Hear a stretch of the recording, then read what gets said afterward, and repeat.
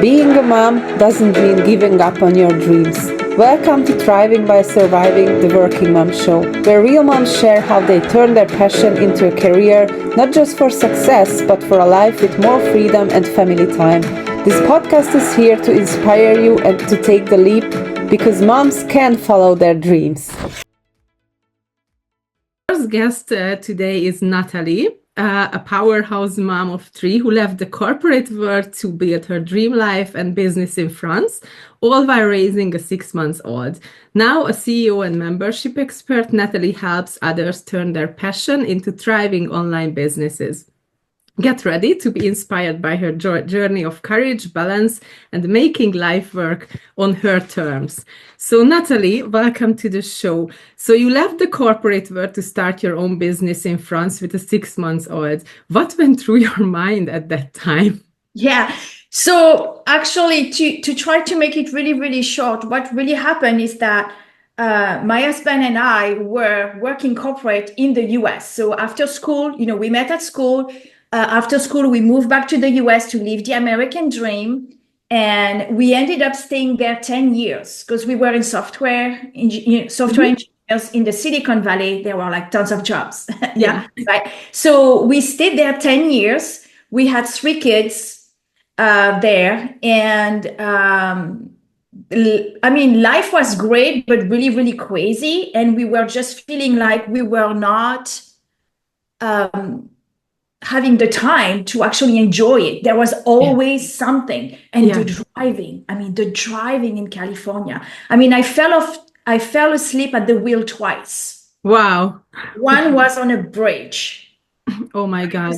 Very long drives to work, right? Yeah, it can be like a lot of time as well. Yeah, an hour and a half. And because we knew we wanted to move back to France at some point, we put the kids in the French school, which is, one, really expensive, and 2, is downtown San Francisco. So then it's like, do we live downtown so the kids are close to school and then we commute for work, which is what we decided to do.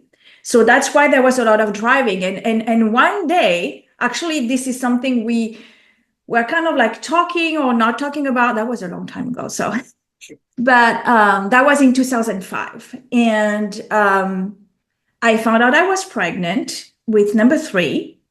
And he said, do you want to move back? Let's sell everything. So we had a nice house in the Golden Gate Heights. We had a cabin in the mountains. So, we were going on vacation in Hawaii, but I was exhausting. And just the idea, I remember one time we were talking about when we want to retire. And I vividly see we were sitting in the sofa and tears starting coming, saying, I cannot keep this up until I'm even 50. I just don't see myself. This is not, I felt like everything on the outside looks great. You've got, everything seems to be fine. You've got the money, you've got the nice car, you've got a cabin in the mountain. But then inside, you're like in survival mode. You're like reactive all the time. Did I miss something? What is next? Not being able to just sit down and do nothing, Yeah. So when he said that, I said, yes, let's do that. So they actually asked us to stay a bit longer. So we stayed another year. And it was like, well, it's okay because I'm pregnant. So my daughter will be born. And she will be American, just like her brother and sister. So that sounded fair. It's like, okay, it can work out. And we have a year.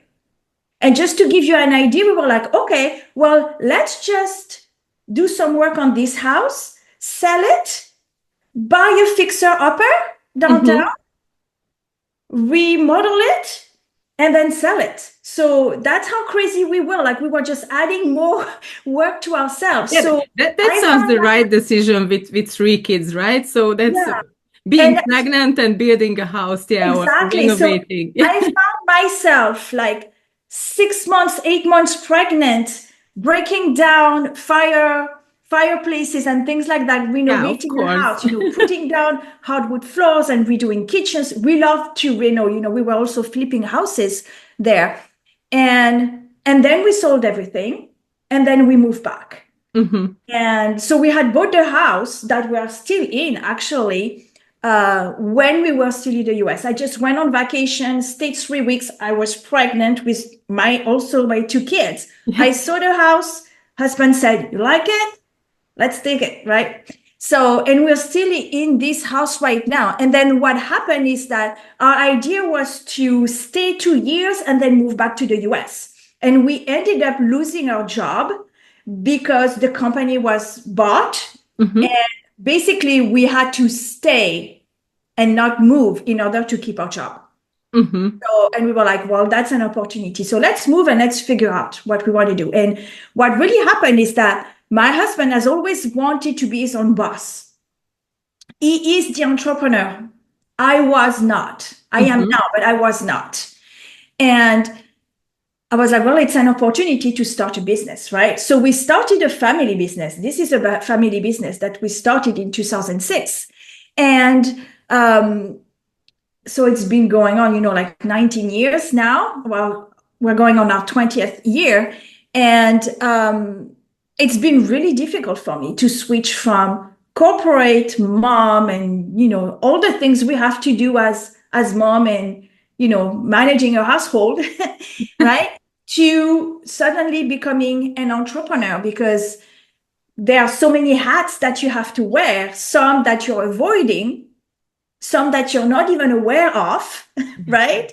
Yeah. And some, you're doing a terrible job at, and they just drain all your energy. And Yeah. it's tough at the beginning, because at the beginning, you kind of have to do all the things a bit yourself, right? Until you've got momentum on something, and then you can start getting help, right? So that's basically how it all started. It's like, let's start our business. We're software engineers. So big mistake that we made. So of course we came back, we had lots of cash that we could put into the business. So we're software engineers and we do great work. Let's create amazing softwares without doing any marketing, nothing, right?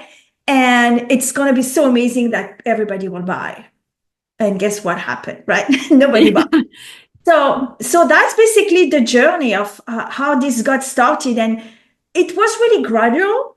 Like, we had to get used to being here. Then I had the 6 months old. So we had to I wanted somebody to take care of her. Like, I didn't want her to be at home all the time, because I know how my kids grew being around other kids and not being like glued to us, like some kids are right now sometimes, And I wanted that for her as well.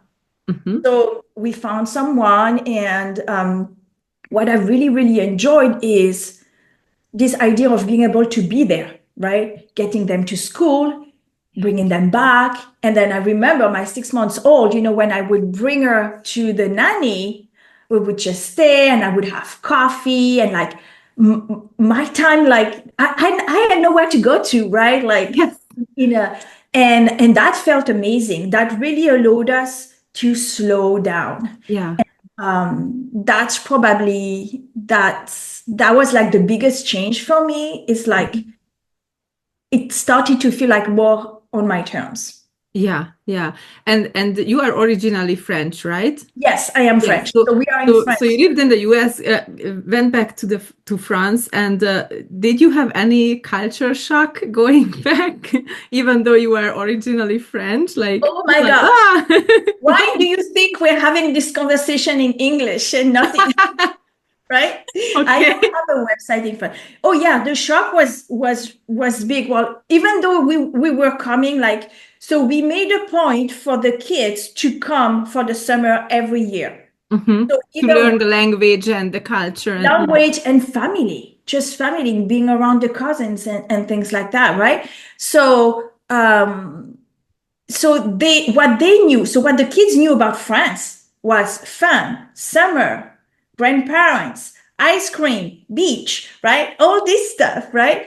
But for us, holiday, right? So France is holiday and fun. Exactly. Yeah. And for us, it is when we were in college and we had this small apartment, in the north of France, which is very different to having 3 kids and hustling and going to work. And even working. So the first culture shock that happened when you're transitioning from, okay, I am a stay-at-home mom, I take care of my kids, and I want to start to do something, is realizing that we don't really know the process until we actually get into it. For example, when we created the company, we they asked us this question. I mean, I share this a lot because I think this is just exactly the culture that made it that don't have a business, we don't work with French people. That it's just the culture, it's just so different from what we were used to. But when we created the company, they said, well, do you want one of you to be an employee? Because if your company doesn't work, then you can get the unemployment. Yes. And I'm like, I'm not creating a business thinking that I might need an employment. It fails, yes. What's the mindset? Yes. You know? Oh my gosh. Same thing when we went to school, like you don't have any salary. So, you can get help for insurance and school and all that stuff. And I'm like, no, this is for people that actually need it. I'm like taking advantage of the business. So that's France, right? Yeah. We are That's kind of overprotected. European thing. I mean, I live in Europe as well, and our country, I think it's even worse than France in this mindset. Yeah. But somehow Europe has this very narrow-minded mindset that, oh, and let's prepare for failure, right? So not for success. Exactly. Yes. So I was like, well, no, this is not. So that was the culture shock for us. Uh-huh. Really this. And we tried it, and well, several things happen. Is one, I had to get into this mindset of now being a business owner. So having to do sales calls and, all that thing, which was really not my thing. I mean, I am like an introvert. I am shy. I'm like, so out of my comfort zone. And I'm sure people could feel, Yeah. like, what was happening. So it's been, it's been a journey really to the shock, between the two cultures, definitely, but also realizing that you have to change in some And ways. let's talk about this change a bit, because this is a big career transition, like from not even from, the cultural part, different cultural corporate world. Even if you would change only the country, it would be Oh, yes. corporate cultural change and a career transition for sure.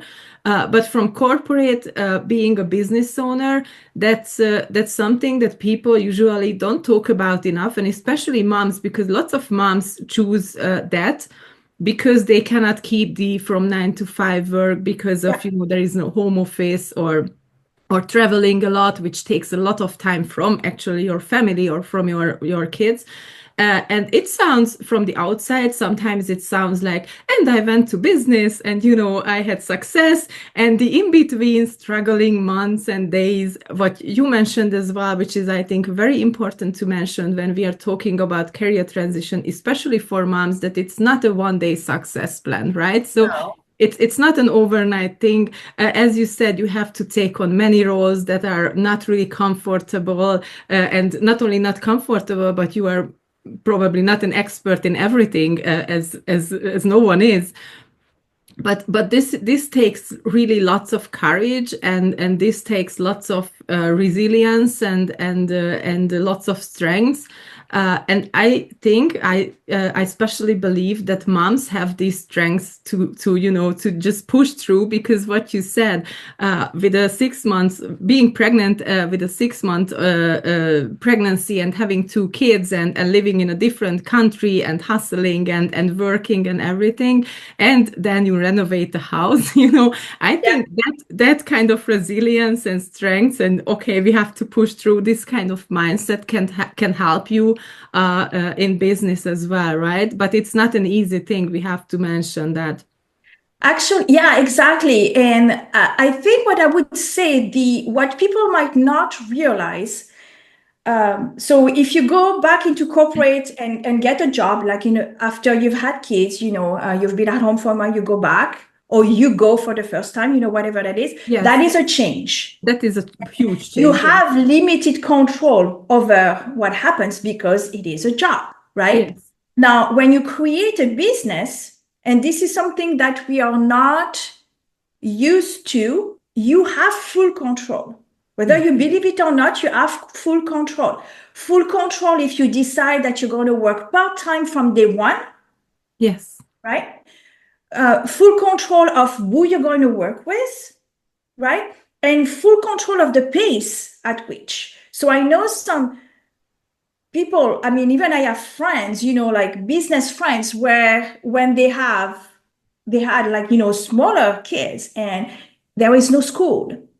So they have the kid at home and they had planned to do the thing. So they can't do the thing. So they are frustrated because the kid is here, but they're really not 100% with the kid and they are not really working. So it's kind of like feel like almost a wasted day because they are just frustrated. Yes. And it's really realizing that even though we have control over these things, what we're giving ourselves is permission to say, you know what?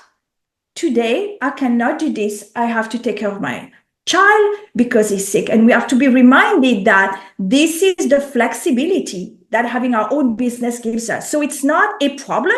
It's actually great that we can afford to do that, right? And not have to take a sick day or call the boss and say, I can't come or something like that, right? So those are the things that we need to remind ourselves when things are not really going super well, because they are really superpowers if we use them as like, but I have this control, right, of choosing how, instead of being frustrated. So knowing that not everything is going to go according to plan, and have something that is realistic, put something that's realistic and give yourself some goals that really feel like attainable. And then once you get to them, then you can go next, because you don't want to go back into the corporate, like train where you were like, okay, I have to produce, I have to do this, I have to do that. No, it's on your term. The speed that you go at is on your term. Yeah, exactly. And I think this is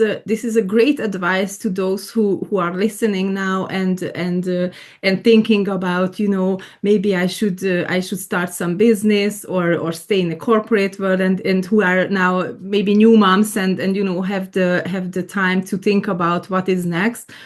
Because to be conscious about that is not an easy thing, because I know a lot of business moms who actually work more than in a corporate world, because they are, I have to get clients and money and everything. And you have to be very conscious, as you said as well, about your flexibility. You have the possibility to be flexible, and you have to use it as your superpower, right? So, and that's also very important, because it's sometimes, especially if you come from a corporate world, it's not easy to understand this kind of power that you have right now, right? With the flexibility and the freedom and everything. So exactly. The flexibility is not something that we have in the corporate. Yes. And so you have to learn how to use it if you turn into business mode. So it's not comes naturally, right? Exactly. It's not, yeah. So you have 3 adult children. We can say that, right? They are over 20 now, so they're kind of adults. Do you think that your decisions that you made for your work-life balance influences them as well? I think so, yes. So all of them at some point, and our son, so 2 are working. The 2 oldest are working, and the youngest, who's 20, she's in her third year of law school. Okay. The 2 are engineers. One is a software engineer as well, like us. Yeah. And our daughter is more like a general engineer, lean management and things like that. So what I'm seeing in the 2 oldest is putting the lifestyle first. Perfect. And enjoying life. Yeah. Which is great. And not like complaining about things that they don't have control over. It's like, you don't like a job. Like at some point it was looking like he didn't like it. Say, I'm going to talk to them. If I don't like it, I'll go find something else. And I like that, because complaining on things that we have control over is like, why? Yeah, I always tell people, you're not happy, find something else. Don't complain on exactly. something that is not going to change. It's not helping anything. It's not healthy. So I think it's also a generational thing where, right now they're more like into having fun and then a vacation and then a lifestyle and all that stuff. And yes, work is important because work pays the bills, right? But the money is more of a tool so they can do all these things. They can Yes. go skiing, they can, visit other countries and things like that. So I think probably what they saw, so they were, I think it was 6 years old when we moved back. And so it remembers the life there, right? It kind of remembers Yes. and how different it's been and how we were like more present. So they are, all three of them are very attached to the family. Mm-hmm. Like we are still very connected, like we see each other as much as we can. Our son comes every single weekend, never misses a beat unless he's not here, right? So I think that taught them that it's not just about work, because for a lot of people it's work 9 to 5 and then they get home and they are very tired, so they Yes. eat dinner, you watch TV, go to bed, and then you start And over, start and over. that's not life. That's not life. Yes, I agree. Yeah. That's so important what you said, that you could show, even though if they were corporate, they are still have this mindset that they are allowed to change. It's not hurting to change. It's a possibility. If something is not working, you go and find something else, and that they put family first. And I think this is a great lesson for them as well. Yeah. And it's they put family first, but they are, so our son is an entrepreneur, so he has his own Mhm. business and he has a full-time business, right? Our daughter, she has no interest in doing that. She went and she had a, engineering degree. So she could have a great job, so she could afford to have the life that she wants. Yeah. Has no desire to have her own business, right? Mhm. But what it taught her, I think, is to really go after what you want, Yes, right? because that's important. You can find your passion in corporate world as well. That's Exactly. not a problem. It's not a yes or no thing. It's basically understanding that do what you really like, because that will bring you the passion and the money as well, basically later on. And yeah, and life is so long. Hopefully that you can change whenever you want. Basically, you just have Yeah. the strength. And I think they'll also learn like to be resourceful, like so for example, our daughter, like she's 20, but she's had a job, for a while on top of doing studying law, which is not easy, No. Yeah. and that gives her money to buy her gas, her clothes, her makeups, all this stuff, right? She's very independent that way, and she likes it because that's her supporting the lifestyle that she wants, and I think that's probably something, that she saw in the way we're doing things, is that you have to work for the things that you want. Yes. Yes, this is the perfect mindset. So let's talk about your business, because you said you're a software engineer with your husband, you have a company. So let's talk a bit about that, because that is also kind of related to working moms, or it's very Oh, easy to yes, connect, right? it is completely Because related. So, yeah, yeah. I checked your website, your Oh, yes. LinkedIn. It's amazing. I might will reach out to you Yes, I would love to because talk. And I have a great story. I'm going to yeah, share the story of someone, and you can go and check her out after that. And yeah. I know it's going to speak to a lot of moms. Okay. Yes, It's exactly. one of So like, to talk about, because you are building basically membership sites yeah, for coaches and entrepreneurs, and especially exactly. I guess solopreneurs or very small businesses, which is mostly most moms build very small businesses, not Yeah. very big corporate companies. So let's talk about that, how you support moms, and yeah, yeah, basically tell me how you support, how this membership thing can support moms who maybe listen and really need just this as a next step. Mhm. So this really started. So I only figured this out um, recently, quite like several years ago. But the reason I am so attracted to the membership model is because remember I told you I'm not wired as an entrepreneur. My husband fired me not once, twice, because I was acting as an employee, right? Like I was like waiting for things to tell me what to do, right? So anyway, I'm still That's here. so funny. I would be very interested how after that your dinner went or your Oh friends. yeah. So I'll tell you, when you work with your husband, everything's amplified, the good and the bad. Let's leave it at that. I Okay. know that I had that. I was fired as well, or actually, it was a mutual agreement that we Yeah. love each other, but working together is maybe not what we should Yeah. do. So I mean, we're still, like we're still working together. You But solved it, yeah. yeah, but really the whole idea was that I am not wired as an entrepreneur, and the entrepreneur is the risk taker, right? He's the visionary, he goes after his dreams. And I never had like that. I never even give myself permission to think about what I really, really want, right? So what I love about the membership and the online community aspect is the recurring revenue. It's that financial stability and knowing that you start your months with money. Yeah. And you don't have to keep selling and getting clients. You're not trading time for money. So that's why I'm attracted to the model. So the idea with the membership and what I've been doing, especially for moms, is to help them take an expertise or a skill that they have and turn that into a business that they can do from home. Mm. And it's completely possible. Now, there is one thing to know with business that I've really learned is that your ability to do something like how to paint and you want to teach painting, for example, Yeah. right? Or how to write and you want to teach people how to write a book, right? Has nothing to do with your ability to sell or market yourself. Absolutely. It's And two when very we have different things. Yeah. this expertise, don't expect because you're really good at this that this is going to work. Yeah. Because you're going to fall flat. That's when we need people like you and me.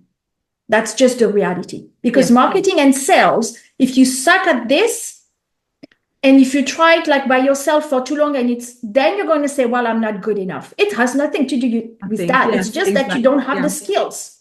We cannot be good at everything. So that's the first thing. So I want to share with you the story of Dana Obelman. And you can Google her, like she's pretty big now.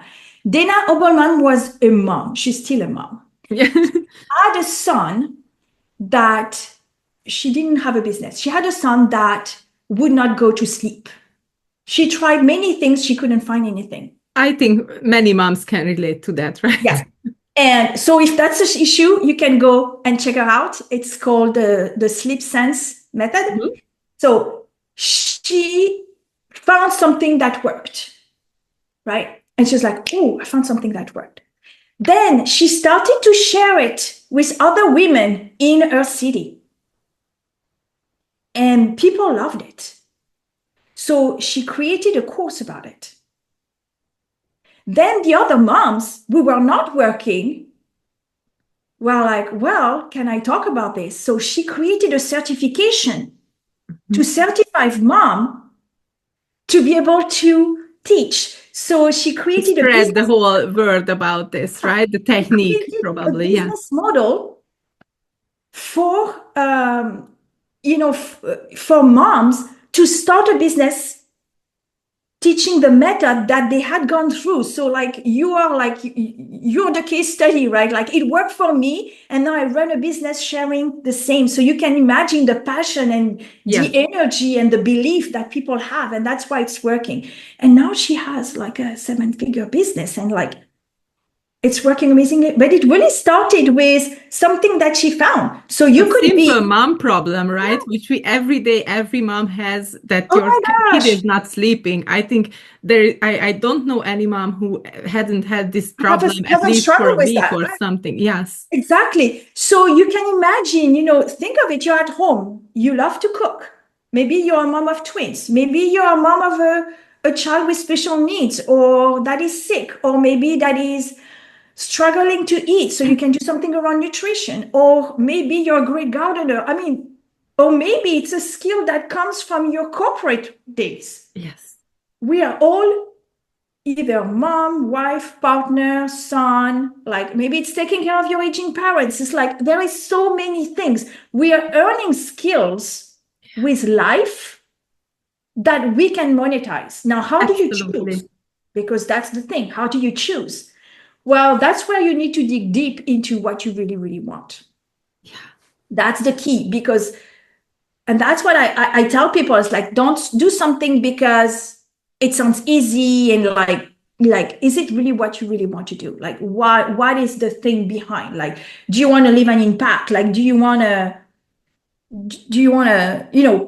participate, leave a footprint somewhere? Like, why do you want to Make do an impact on others, on the world, exactly? or moms or parents or families. Yes.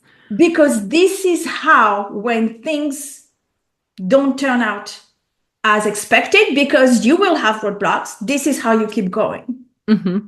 If you It's just do it so for good the that you money, mentioned that. Yeah, the amazing. minute you That have a that is problem, you're exactly like, what I do. Yes. it's a bad idea. Yeah, in my coaching programs and career coaching programs for moms, we do exactly the same. We find out what is your passion, what is your vision, and what you are good at, and not like based on your CV in the corporate world, but including your motherhood skills, what you gained as a mother, for example, like that. You find the treatment to a child who is not sleeping, or you have a special needs child, and you really became an expert in certain things. So this is exactly what moms needs to understand, that they have so many skills and so many new skills and so many skills upgraded with motherhood, that you can turn anything into your passion and your vision, and monetize it later on. So it's amazing. Yeah, Yes. exactly. And things are a lot easier and sound a lot easier and simpler when they are aligned with what you really want to do. When Yeah. it's not aligned and like you're doing it like for the money, you expect like the passive income, make money while you sleep. That's when we procrastinate and we find all the possible problem. But I'm not ready. It's not good enough. All this stuff. Yeah. It's yeah. That's basically the key here, is really to find what it is that you want, and it can change. Yeah. You might think of something, try it out. Like, don't wait to be 100% sure, because we're never 100% sure. Yeah, exactly. And life changes so fast sometimes, Exactly. you Yeah. have to be So, very flexible. But and but you have give yourself permission to change as well. exactly, but I think the first step to this is really to deep dive into yourself, to understand yourself, and how you can learn from that, and how you can make a business out of that. How can people reach you? Which is the easiest way to reach out to you? I know that you had a podcast as well, so and you Yes. want to start it over. Maybe you can give me some advice. Yes, absolutely. So I do have a podcast. It's called the Supercharge Your Membership Show. So first 100 episodes are really about memberships, and then the last 35 are more interviews to inspire people, just a bit like I'm doing right now. I did a series several years ago, and actually I interviewed Dana Obelman. So I'll share the link with you. You can listen to her story because she'll say it. Okay, And great. yeah, so people can find me at themembershiplab.com Mhm. gift. We will put the link under the video and also in the podcast link, so it will be there. So yeah, so there you'll see that there are several free resources based on where you're at. There are some case studies, some ideas, on what people did with their expertise and what are their passion. And then you can, get started from there. And then there is a place to reach out, book a call if you'd like to chat. I always do free sessions because I love to hear, Yeah, people's stories. So amazing. So we will put every link here. So if you couldn't remember it, then no yes, problem. You can still reach out to Natalie. Okay. As we get to the end of our episode, I have some quick questions for you. Okay, are you ready for yes. that? Oh Please answer yeah. very shortly, just like what Yeah. what is in your mind. What is the one thing that always gets you through a tough day? Is it coffee, wine, or whatever? That always gets me through a tough day. Listening to music. Mm-hmm. certain songs. Perfect. There are certain songs. I have a playlist when I need to pick me up. That's a good hint. What's your biggest mom superpower?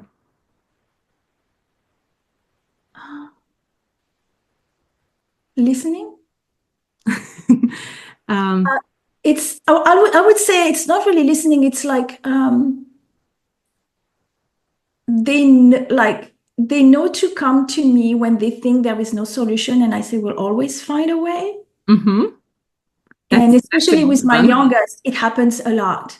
Like, no, but no, you can't do it. Let's Yeah, find a way. that's a good one. What's one thing your kids think you are really bad at? Remembering things. I am really bad. I am. Oh yeah, my That memory is. won't get better with time. I guess. Mm-mm. Okay. The best advice you ever ignored but now swear by is? My calendar. This is a big one. When I moved from corporate to business, I didn't want to be tied to a calendar because now I can do what I want when I want. And being tied to the calendar and saying, I'm going to do this felt like I was forced to. And no, you have to be, because if it's not in the calendar, it doesn't exist. It's kind Especially of when an you have no assistant, right? It's a your first virtual assistant is your calendar. Yeah. Yeah. So, Okay, the last one. Fill in the blank. If I weren't running a business, I would be. renovating houses. Definitely. Cool. Okay, thank you for that. We already discussed where people can find you. Okay, just one more question. Yeah. Just to wrap up the whole episode, what's one golden nugget of advice you would like to leave for working moms who are listening today? Also, I could rephrase these questions, give a mom who is listening now who is stuck between I want to and I don't think I can. What would Okay. your greatest golden nugget advice would be? Okay. So if you think you can't, you're right. You have to start by changing your beliefs. It's limitless what you can do once you believe it. And the only way to believe it, if you're not right now, is to surround yourself with other people, because Perfect. it's not going to happen by yourself. Thank you, Natalie, so much that you were here with us today. Thank you so much for your story. It was really inspiring. I think a lot of people can relate to that first transitioning, then cultural change, moving back and forth, having lots of strengths, and you are smiling and you are very nice, but I know that it was not that easy as Oh we no. discussed as well. It is never easy, but we are moms, we have superpowers. You Exactly. have it as well. Resilience. Resilience, and that's it. Resilience is. But that's a skill that we basically gain with motherhood. I think a lot.